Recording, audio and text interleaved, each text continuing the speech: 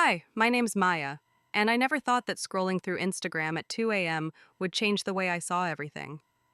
It started with a Reels video, some guy attempting a ridiculously over the top TikTok dance in his living room while his cat stared at him in utter judgment. I laughed so hard I almost dropped my phone, and without thinking, I double tapped his profile, even though I had no idea who he was. It felt dumb, but something about his laughter, the way he didn't care about failing perfectly, made me smile in a way I hadn't in weeks. The next morning, I walked to my favorite cafe, half hoping to see him again. Stupid, right? I barely knew him.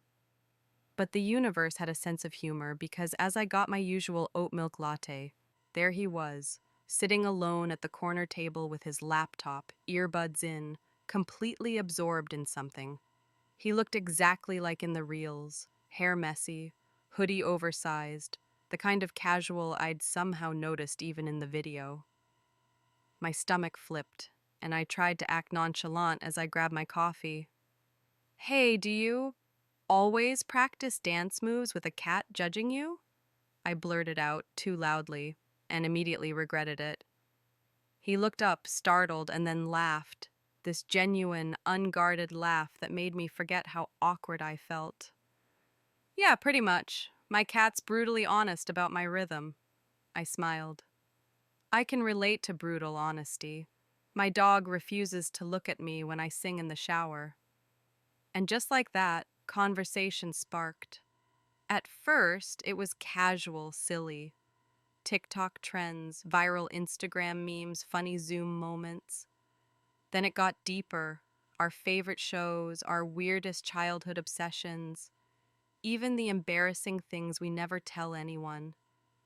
He had a way of asking questions that made me want to answer honestly, without filters, and I realized how rare that was. Every little joke, every shared laugh felt electric. By the time I walked home, my mind was spinning. I kept replaying his laugh, the tilt of his head when he smiled, even the way his fingers danced across the keyboard. I checked his Instagram again, and his stories were all mundane but somehow magnetic. Him attempting new recipes, snippets of him singing off key to trending audios, quick shots of him at local parks he liked to visit. My thumb hovered over the message button. Don't overthink this, I told myself. But within seconds, I typed a short message. Your cat seems like a great critic. Can I join the next rehearsal? Almost immediately, his reply popped up.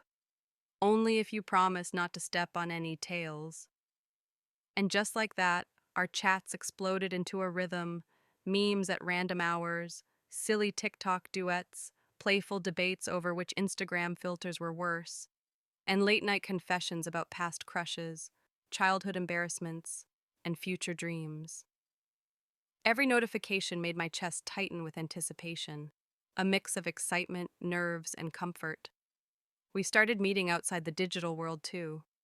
First at that same cafe, then wandering through local parks, discovering street art, joining small viral challenges in public just to make each other laugh, filming short reels of us dancing badly together. Every day felt charged, like the world had turned into a playground designed for moments just between us. He introduced me to his friends over Zoom one night. Total chaos, everyone screaming memes, overlaying trending sounds on calls, teasing us for the reels we had just posted together. I realized I was becoming part of his world, not just as a crush, but as someone who shared his humor, his quirks, and his little obsessions. I tried to keep my emotions in check, but it was impossible. Every glance, every joke, every message felt loaded with something I couldn't quite define. Was it love, infatuation, connection? Maybe all of the above. I even caught myself imagining scenarios I had never thought I'd experience with someone I barely knew. Sleepovers, shared playlists, inside jokes that only we would understand. One night, after a long string of failed TikTok attempts, we sat on his balcony, sipping cheap soda, laughing until our sides hurt. He looked at me, eyes soft, and said, I don't know if this is supposed to happen, but I'm really glad it does. My heart twisted. Me too, I whispered. It was quiet, small, and intimate, the kind of moment that social media could never capture. And yet, the social media world was never far. Our reels went viral one week, and suddenly we were flooded with comments, friend requests, and people asking for duet collaborations. He laughed, shrugging. Guess we're influencers now. I giggled, feeling the absurdity and the thrill at the same time. But I didn't care about likes or followers. The part that mattered was us, the laughs, the late night chats, the messy attempts at going viral together. Weeks passed, and our connection deepened. We argued once, briefly, over which viral trend was objectively better. He insisted it was the silhouette challenge, and I swore by the emoji translation duets. We stormed off to opposite ends of the apartment, then laughed and reconciled over shared snacks and a new trending audio, the kind that makes no sense but somehow feels perfect. Eventually, the chaos of social media and real life tension blended into a rhythm that was uniquely ours. We would send each other memes in the morning, voice notes during the day, and late night confessions about our dreams, fears, and random obsessions. Our playlists merged. Our reels featured us trying every viral food hack, failing miserably, and laughing at each other. Even mundane things, grocery runs, coffee orders, walks through graffiti filled streets, felt charged with intimacy and joy. I realized that love wasn't about perfection or grand gestures. It was about these tiny, shared moments, the playful debates, the laughter over stupid memes, the private jokes hidden in plain sight. Social media could give the illusion of connection, but the real thrill came from shared experiences, shared vulnerability, and the courage to be seen, even in your quirks. And then came the night we walked along the river, city lights reflecting in the water like scattered stars. Maya, he said, voice quiet, I don't know where this is going, but I want to explore it with you. I felt my heart swell. I want that too, I replied, holding his hand. The city around us faded. In that moment, two strangers had stumbled into each other's lives and found something extraordinary, something that no reels, no meme, no viral challenge could ever replicate. From then on, every day was a mixture of the digital and real, the memes, the TikTok trends, the Instagram stories, and the late night confessions, all wrapped into a life that was messy, imperfect, thrilling, and real. Holding his hand, laughing at our absurd viral attempts, sharing playlists and late night walks, I finally understood that the most extraordinary stories weren't the ones you watched online. They were the ones you lived, breathed, and created yourself. Enid into a rhythm that was uniquely ours. We would send each other memes at odd hours, voice notes during the day, and late night confessions about our dreams, fears, and random obsessions. Sometimes we would FaceTime just to share playlists, scroll TikTok together, or attempt viral dance challenges, often failing spectacularly and laughing until our ribs ached. Each small failure felt intimate, like a secret the world wasn't allowed to witness. One weekend, he invited me to a local pop-up art exhibit that had gone viral on Instagram. Neon murals, interactive installations, and giant foam dinosaurs made the city corner feel surreal. I arrived early, nervous and excited, checking my messages every 2 minutes. He showed up 15 minutes late, hair sticking out at odd angles, hoodie too big, carrying a camera he claimed was totally vintage and aesthetic. You're late, I teased, crossing my arms. Fashionably late, he replied with a wink, pulling me into a hug that smelled faintly of coffee and something citrusy.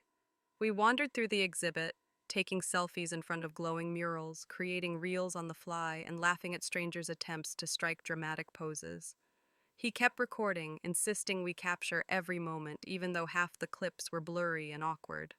I didn't mind. I loved it. These weren't just Instagrammable moments. They were memories we were building together. Afterward, we grabbed bubble tea from a tiny kiosk trending on TikTok. I watched him attempt the perfect straw sip challenge, spilling tapioca pearls on his hoodie. I couldn't stop laughing. He laughed too, eyes crinkling, cheeks pink. I'm a disaster, he admitted.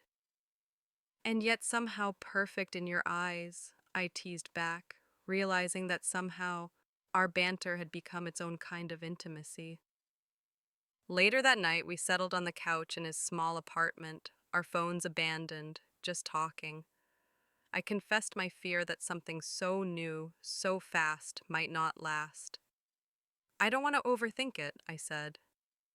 He shrugged, casually scrolling through his TikTok feed. Me neither, but isn't it kind of amazing that we're here like this right now? He nudged me, and I leaned against him, feeling a rare sense of calm in the chaos of my own thoughts. The next week brought more shared adventures, late night grocery runs, creating absurd duet reels, testing viral food hacks from TikTok, and wandering the streets to photograph graffiti murals for Instagram. Every day had its own kind of magic. Sometimes it was quiet, a text that said, "Thinking about you," or a short meme that made me snort with laughter in the middle of the office. Other times it was loud, laughter bouncing off walls, arguments over which viral trend was objectively superior, or impromptu karaoke in his living room with a Bluetooth speaker cranked too high. Then came the inevitable tension. One evening, he posted a reel dancing with someone else at a friend's party. My stomach sank, even though I knew it was innocent. I opened Instagram, staring at the screen longer than I wanted to. My thumb hovered over the message button before I finally typed, "Hey, that looked fun." Almost instantly, a flood of apologies arrived. "It was just friends. I should have warned you. I didn't think it would matter, but I get it." We talked that night over a video call, long and honest. I confessed my insecurities, the fear of not being enough, the way social media sometimes twisted reality. He listened patiently, reassuring me, not dismissing my feelings, but offering calm perspective. "Maya, nothing about that changes how I feel about us. Social media is stupid sometimes, but you're real, and that's what matters." It was in that moment I realized how much trust mattered in a digital age. Connections weren't just built in person, they were maintained through honesty, vulnerability, and the courage to admit fear even when it felt messy. That night, after the call ended, I felt lighter, like a weight I hadn't noticed was holding me down had finally lifted. The next day, he sent me a short video of our cat and dance attempts. Him tripping over nothing, me laughing hysterically. "For you," the caption read. My phone buzzed constantly with replies and comments, but I didn't care. My focus was on him, on us, and the shared joy we'd cultivated in such a short time. We started planning bigger things, weekend trips, trying new food spots, trending on TikTok, even brainstorming our own Reels series. Each adventure was documented, but it wasn't for the likes or views. It was for the experience, the story we were writing together. It was messy, chaotic, full of laughter and mistakes, but somehow perfect in its imperfection. A few days later, he suggested we try the viral 24-hour challenge trending on TikTok, spending a whole day documenting everything, from morning coffee to late night snacks, capturing every small, seemingly mundane moment in the most dramatic way possible.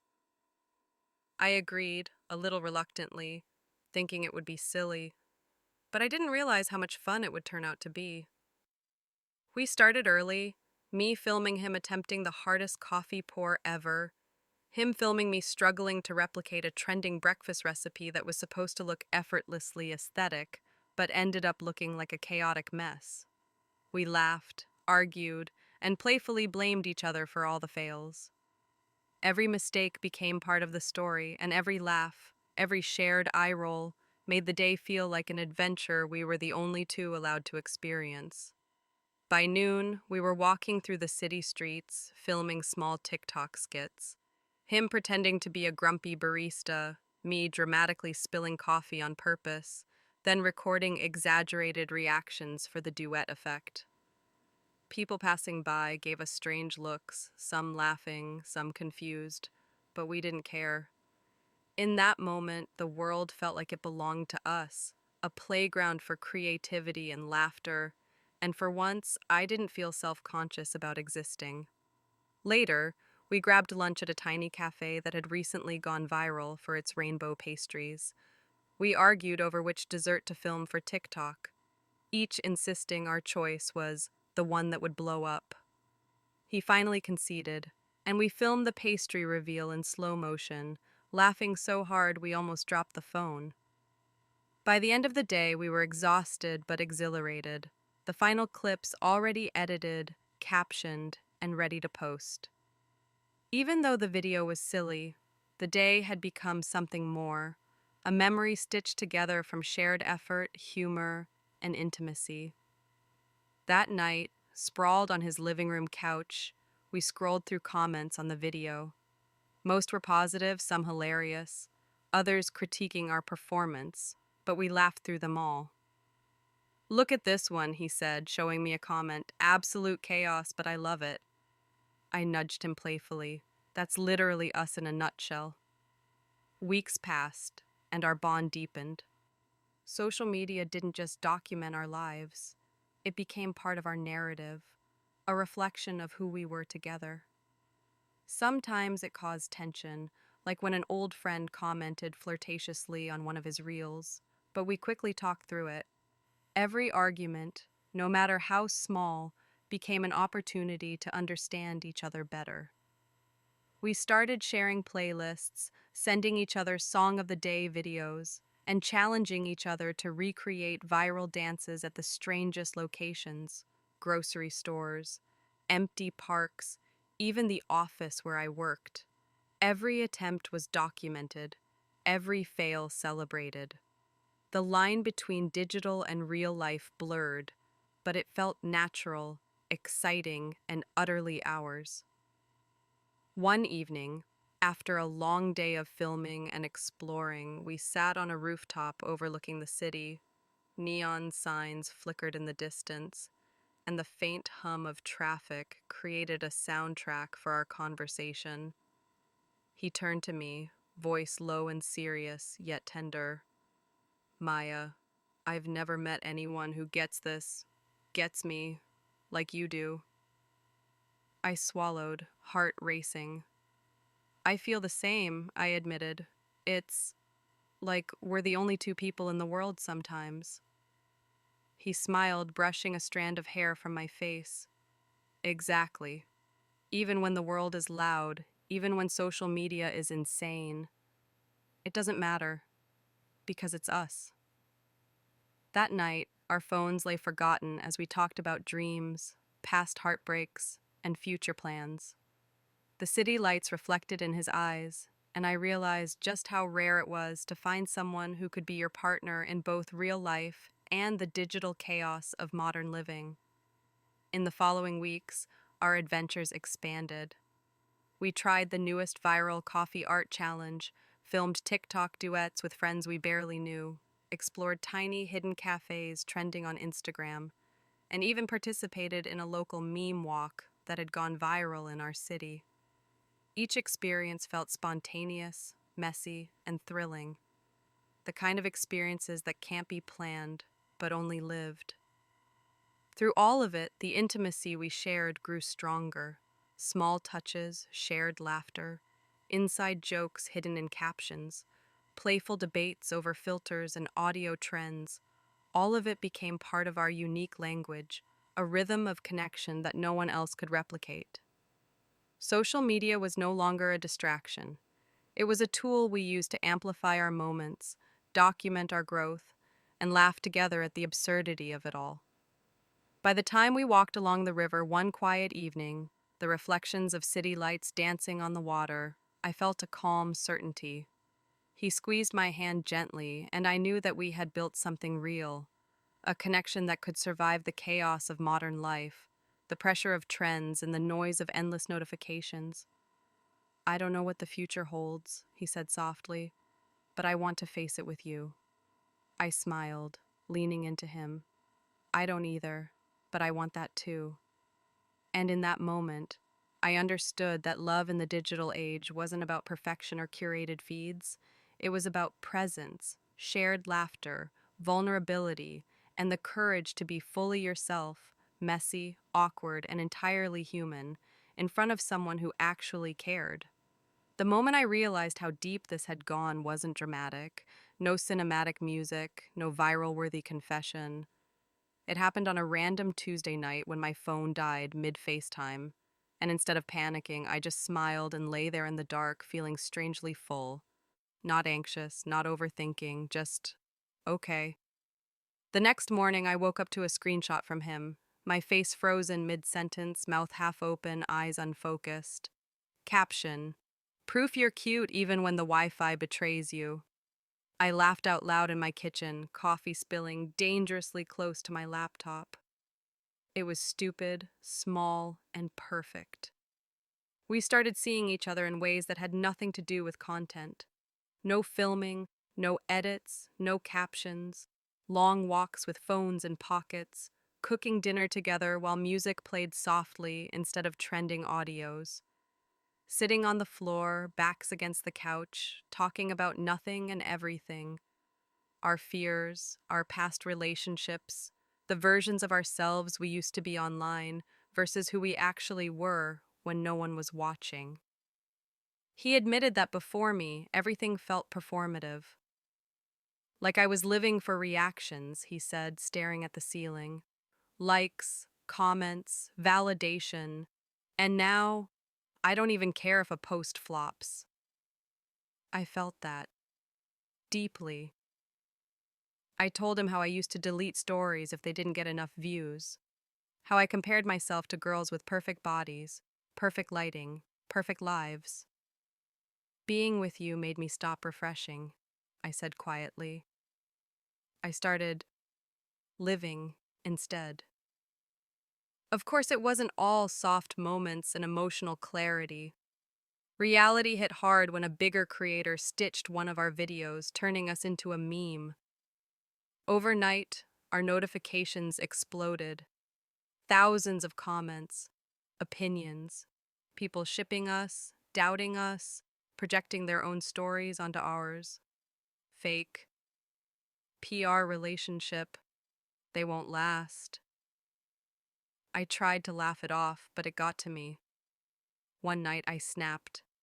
I didn't sign up for strangers dissecting us, I said, voice shaking. He didn't get defensive. He just pulled me closer. We don't owe them anything, he said. They see clips. I see you. That sentence stuck with me. They see clips. I see you. We took a break from posting after that, not announced, not explained, just gone. And in that quiet, something shifted. Without the noise, our connection deepened. We went on a spontaneous road trip, windows down, screaming old songs, stopping at random gas stations for snacks that made no sense together. No filming, no proof, just us. One night, lying in a cheap motel bed, neon light leaking through the curtains, he traced circles on my arm and asked, "Do you ever think about the future?" I hesitated, then nodded. "Yeah, and it scares me." "Me too," he admitted. "But for the first time, it doesn't scare me because of who I might lose. It scares me because I actually care." That was the moment I knew, not in a dramatic movie-style way, but in the quiet certainty that this wasn't just a phase or content or a trend, this was real. When we eventually came back online, it was different, softer, less curated, more honest. People noticed, comments shifted, less noise, more connection. "You guys feel real," someone wrote, and for once, it didn't feel like pressure, it felt like truth.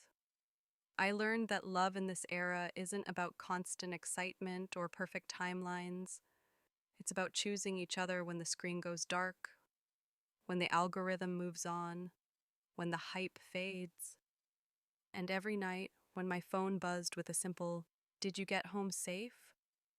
I knew this was the kind of connection no trend could replace. The ending didn't arrive as an ending at all. It came quietly, disguised as an ordinary evening, the kind you don't think twice about until later, when you realize it changed everything. We were sitting on the floor of my apartment, backs against the couch, sharing cold pizza because neither of us felt like cooking. My phone buzzed nonstop on the coffee table, DMs, comments, notifications, but I didn't reach for it. Neither did he. That alone felt like progress. I got an offer, he said casually, like he was commenting on the weather. I turned to him. What kind of offer? A creator house, different city, bigger reach, more exposure. He paused. They want me there full time. My chest tightened, fast and sharp. I tried to play it cool. That's huge. Yeah, he said. It is. Silence stretched between us. Not awkward, heavy, the kind filled with everything neither of us wanted to say out loud. I knew what that offer meant. More content, more noise, less us. What do you want? I asked finally. He looked at me, really looked, like he was choosing his words carefully. 6 months ago, I would have packed already, no hesitation. He exhaled slowly. Now, I don't know. That scared me more than if he'd answered confidently. I stood up, pacing, heart racing. You shouldn't give up opportunities because of me, I said, even though every part of me wanted the opposite. I'm not, he replied. I'm questioning them because of you. That night, we didn't decide anything. We talked until sunrise about ambition, fear, independence, love, about how modern relationships feel like constant negotiations between growth and closeness, about how easy it is to lose something real chasing something visible. The next day, he posted a single story. No music, no filter, just text on a black screen. Taking a pause, choosing real life for a bit. People freaked out, speculation everywhere. But I knew the truth. Weeks passed, quiet weeks, good weeks. We built routines, morning coffee, evening walks, lazy Sundays. He still created, but on his terms. I still posted, but without the pressure. Our relationship stopped feeling like something that needed to be explained or defended. It just existed. One evening, months later, we revisited that river where we'd once talked about the future. The city lights were the same, but we weren't. I turned it down, he said. I stopped walking. Are you sure? He nodded. I realized something. If success costs me peace, connection, and the person who feels like home, it's not success. Tears burned my eyes, not because he stayed, but because he chose consciously, not out of fear, not out of dependency. I choose you, he added softly, but I also choose myself, and somehow that feels right. I squeezed his hand. That's why this works, I said. Later that night, I posted a photo.